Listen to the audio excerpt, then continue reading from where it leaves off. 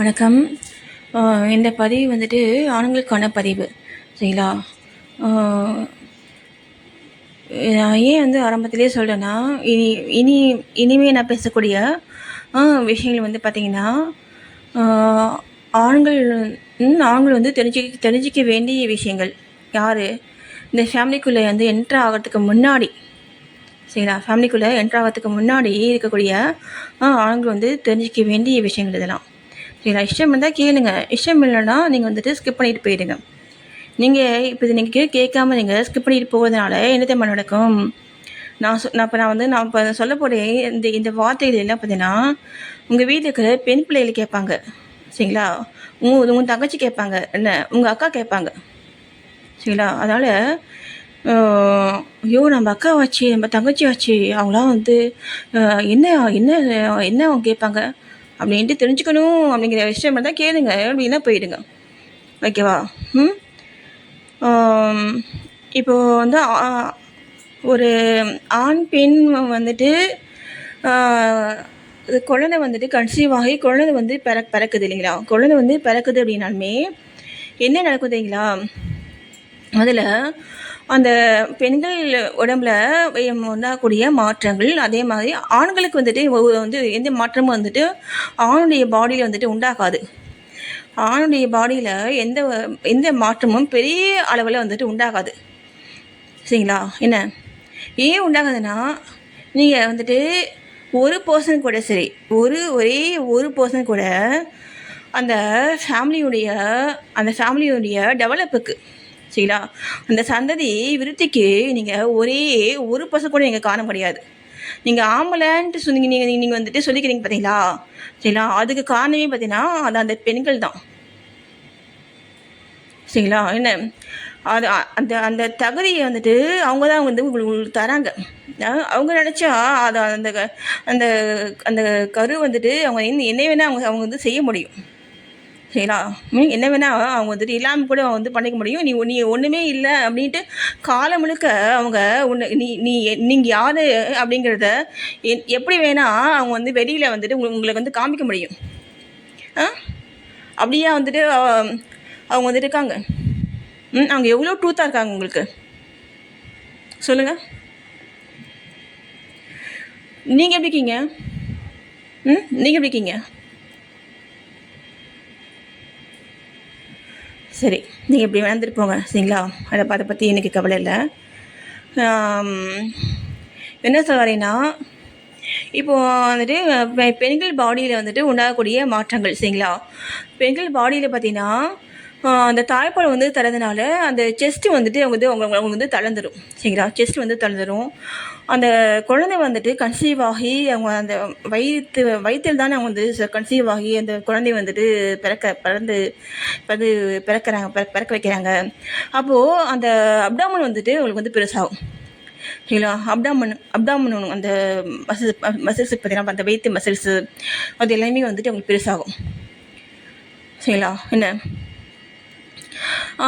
அப்புறம் பார்த்தீங்கன்னா, நீங்கள் அவங்களுக்கு கொஞ்சம் வந்துட்டு கொஞ்சம் செல்ஃப் கேர் நீங்கள் கொடுத்தீங்க, இல்லை அவங்களாவே நான் கொஞ்சம் செல்ஃப் கேர் எடுத்துக்கிற அளவுக்கு நீங்கள் உங்களை வச்சுருந்தீங்க அப்படின்னா, அவங்க வந்துட்டு அவங்கள வந்து சரி பண்ணிக்க அவங்க வந்து யோசிப்பாங்க. அது கூட நீங்கள் செய்யணும்னு வச்சுக்கோங்களேன், அவங்க வந்து சரி பண்ணிக்க மாட்டாங்க.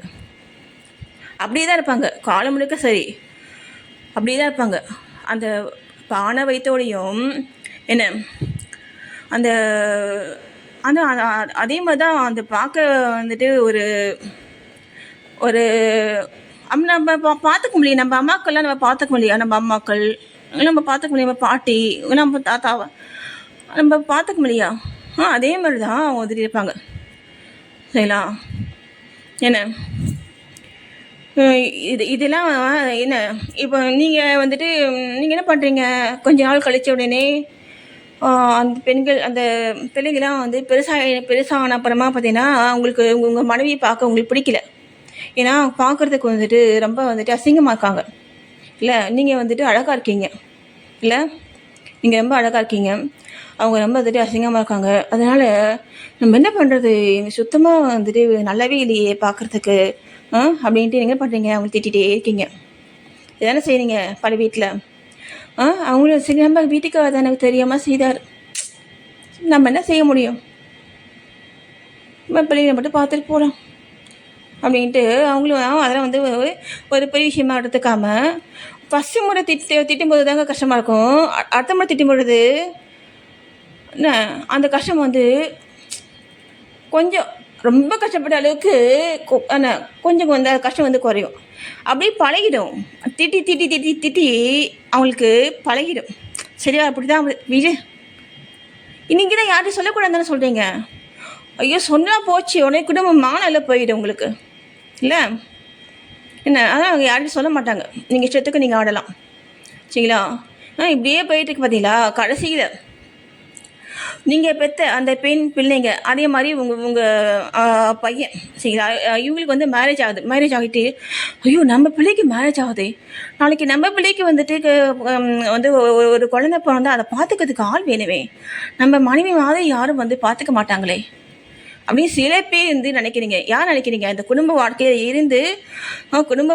இருந்து மனைவினா என்ன, குடும்பமனா என்ன, அதே மாதிரி வெளியில் இருக்கக்கூடிய வேலையாளர்கள்லாம் யார், இதெல்லாம் கொஞ்சம் தெரிஞ்சு கொஞ்சம் புத்திசாலி ஆண்கள் வந்துட்டு அதெல்லாம் நினச்சி உங்கள் மனைவியை வந்து நீங்கள் வந்து தயார் பண்ணி வச்சுக்கிறீங்க. எப்போ உங்கள் பிள்ளைங்களுக்கு கல்யாணம் பண்ணக்கூடிய ஸ்டேஜ் வந்து எப்போ வருதோ அப்போது சரிங்களா? இதெல்லாம் வந்து அவங்களுக்கு தெரியாதுங்களா?